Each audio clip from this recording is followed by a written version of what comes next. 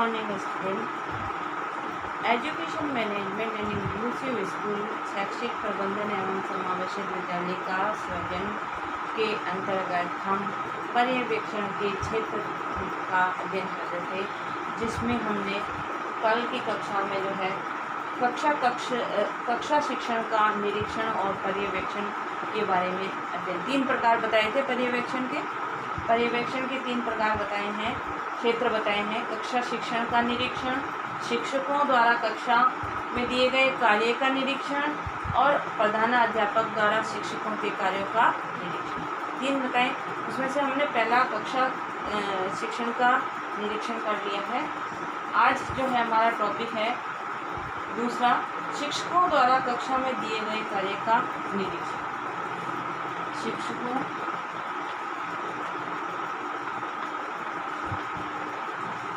द्वारा दिए गए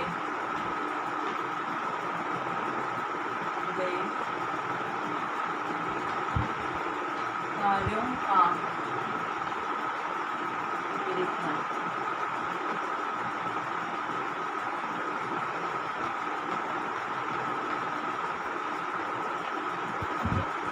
शिक्षक जो कक्षा के अंदर शिक्षण कार्य कराते हैं और शिक्षण कार्य कराने के बाद में बालकों को भी जांच के लिए कि जो हमने पढ़ाया है बालक को कहाँ तक समझ आया, उस उद्देश्य की प्राप्ति करने के लिए जो कार्य कराते हैं, जो कार्य देते हैं, उसको जो है कक्षा में दिए गए कार्य का निरीक्षण होता है।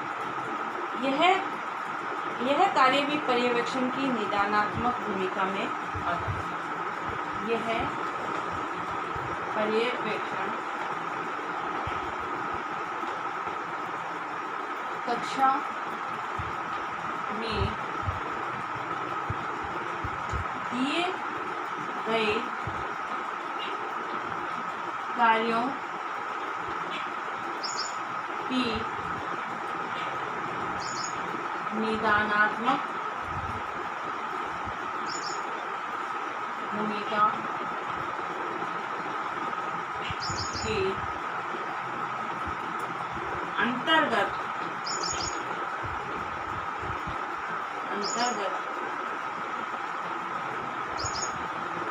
आता है कि बालक निदानात्मक में अब क्या होता है कि बालक की कमजोरियों को जानकर उन कमजोरियों के लिए एक उचित व्यवहार करना, उचित परिस्थितियों का निर्माण करना, वो निदानात्मक मूल्यांकन कहलाता है।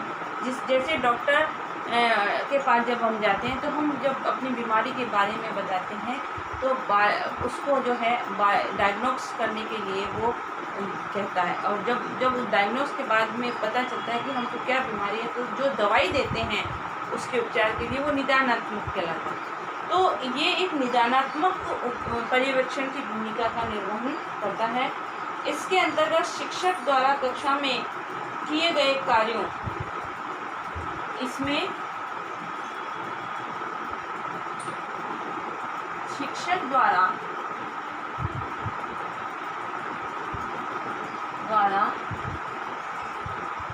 कक्षा में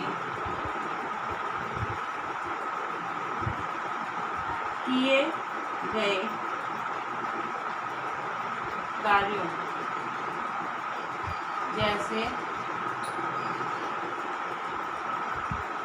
जैसे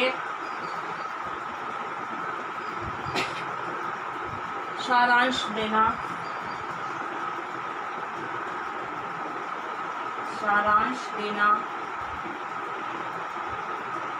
गृह कार्य देना,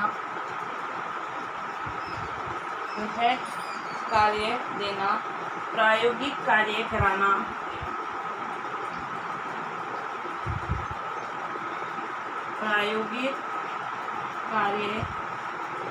करवाना, प्रैक्टिकल वर्क जिसको कहते हैं, प्रायोगिक कार्य करवाना, व्याख्या देना,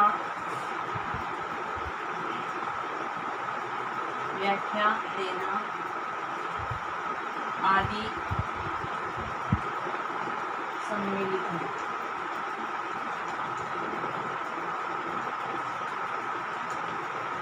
आदि सम्मिलित है कि कक्षा के अंदर एक शिक्षक जब शिक्षण कार्य कराता है तो क्या क्या कराता है, गृह कार्य देता है, सारांश लिखने के लिए देता है कि बालक की भाषा ज्ञान देता है, गृह कार्य, प्रायोगिक कार्य, व्याख्या करना, जो हमने समझाया है उसकी अपने शब्दों में व्याख्या करना, ये भी जो है बालक के बौद्धिक ज्ञान को जांचने के लिए एक उत्तम माध्यम होता है, जिसके द्वारा शिक्षक के कार्यों का पर्यवेक्षण किया जाता है।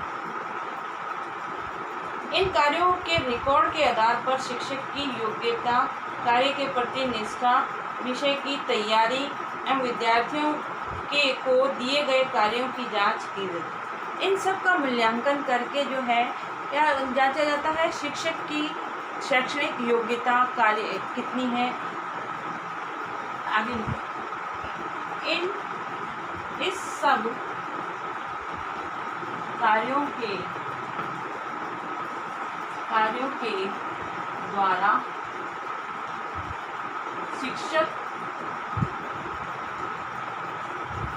के कार्यों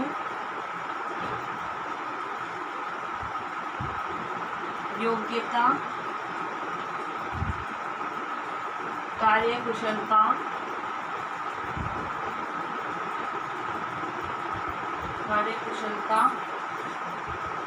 आदि की जांच की जाती है। इन सब के द्वारा क्या जाए, शिक्षक के कार्य, योग्यता, निष्ठा इत्यादि की जांच की जाती है। समय अभाव और व्यवस्था के कारण प्रधानाध्यापक प्रत्येक कक्षा में नहीं जा सकता। उनको क्या है, समय अभाव और कक्षा अधिक होने के कारण जो है प्रधानाध्यापक प्रत्येक कक्षा में नहीं जा पाता, परंतु इन्हीं कार्यों के रिकॉर्ड की सहायता से ही शिक्षक और विद्यार्थियों के मूल्यांकन को जांचा और परखा जाता है कि शिक्षक जो है कितनी निष्ठा के, कितना गुणवत्ता के माध्यम से पढ़ा रहा है। इसकी जांच उस रिकॉर्ड के द्वारा ही जांच की जाती है, जो एक लिखित मूल्यांकन के माध्यम से निर्धारित किया जाता है। ठीक है। अब दूसरा आपका है प्रधानाध्यापक द्वारा शिक्षकों कार्यों का पर्यवेक्षण। तो प्रधानाध्यापक तो शिक्षक के हर कार्यों का निरीक्षण करता है और फिर उनको एक सुझावात्मक रूप में उनको सुधार करते हुए सही तरीके से कार्य करने पर बल देता है। यदि प्रधानाध्यापक का व्यवहार जो है सुझावात्मक, भावात्मक, सामाजिक रूप से जुड़कर कार्य की गुणवत्ता को बढ़ाने की ओर नहीं होगा तो शिक्षक जो है कार्य को सही रूप से नहीं कर पाएंगे। इसके लिए प्रधानाध्यापक जो है सहयोगात्मक, मैत्रीपूर्ण व्यवहार करते हुए शिक्षकों के कार्यों का पर्यवेक्षण करता है और उनमें सुधार करने का प्रयास करता है। ठीक है। तो आज का आपका जो गृह कार्य लिखो, पर्यवेक्षण के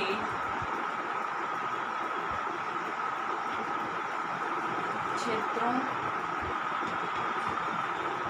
की व्याख्या